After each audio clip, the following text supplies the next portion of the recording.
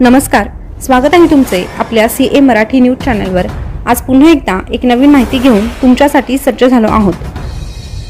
शारीरिक संबंधानंतर तो विषारी गर्भनिरोधक गोळ्या द्यायचा, 20 नववधूंचा बळी देणारा सायनाइड किलर नेमकं कोण आहे हे सविस्तररित्या आजच्या व्हिडिओच्या माध्यमातून आपल्याला जाणून घ्यायचं आहे। पण तत्पूर्वी तुम्ही आपल्या चॅनलवर पहिल्यांदा आले असाल तर चॅनलला सबस्क्राइब करा आणि शेजारचं बेल बटन प्रेस करून ठेवा, जेणेकरून नवीन आलेली अपडेट सगळ्यात अगोदर तुमच्यापर्यंत पोहोचेल। महिलांविरोधातील अत्याचार आणि गुन्ह्यांमध्ये सातत्याने वाढ होताना दिसत आहे। यापूर्वीही देशात अशा काही घटना घडल्या आहेत ज्यामुळे संपूर्ण देशभरात खळबळ माजली होती। त्यातीलच एक प्रकरण म्हणजे सायनाइड किलर। या घटनेनं संपूर्ण भारतात एकच दहशत पसरली होती। 20 नववधूंचा जीव घेणाऱ्या या विकृत आरोपीचं पुढे काय झालं आणि हे नेमकं प्रकरण काय होतं हेच आता आपण जाणून घेणार आहोत। तर सायनाइड मोहन, ज्याचं खरं नाव मोहन कुमार आहे, कुख्यात भारतीय सिरियल किलर म्हणून तो खूप प्रसिद्ध होता। पीडितांना सायनाइड विष देऊन त्यांची हत्या करायचा, त्यामुळे मोहन कुमार याचं नाव सायनाइड मोहन म्हणजे सायनाइड किलर असं ठेवण्यात आलं। मोहनने 2003 ते 2009च्या दरम्यान कर्नाटकात 20 महिलांची हत्या केली। महिलांच्या हत्येनंतर तो त्यांचे दागिने घेऊन पसार व्हायचा। याच पद्धतीने त्याने 20 महिलांचा बळी घेतला।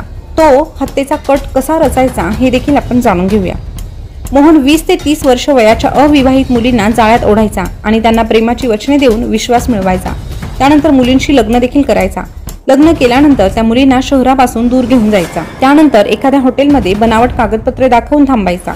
मोहन कुमार मुलींना दरवेळी त्याचे नाव वेगळे सांगायचा।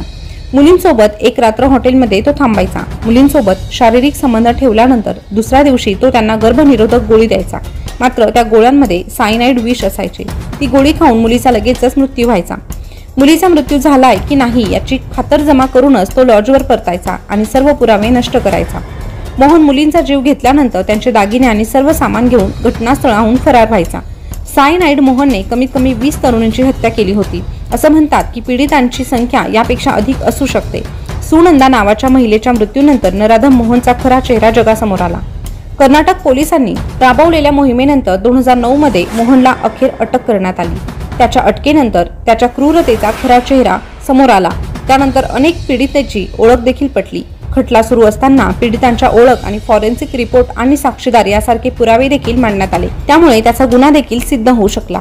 17 डिसेंबर 2013 रोजी सायनाइड मोहनला कर्नाटकातील मंगळूरच्या सत्र न्यायालयाने अनेक महिलांवर बलात्कार, हत्या आणि दरोडेखोर यासारख्या गुन्ह्यांसाठी दोषी ठरवण्यात आलं। त्याच्या गुन्ह्यासाठी मोहन सायनाइडला मृत्यूदंडाची शिक्षा सुनावण्यात आली। मात्र त्यानंतर स्वतः मोहनने कर्नाटक उच्च न्यायालयात निर्णयाविरोधात धाव घेतली। मात्र त्याची याचिका फेटाळण्यात आली। तर सुन्न करून टाकणारी ही घटना ऐकल्यानंतर तुमच्या काय प्रतिक्रिया आहे कमेंटद्वारे नक्कीच कळवा। अशाच नवीन ताज्या घडामोडी पाहण्यासाठी आपल्या सीए मराठी न्यूज चॅनलला सबस्क्राइब करून शेजारचं बेल बटन प्रेस करून ठेवा। धन्यवाद।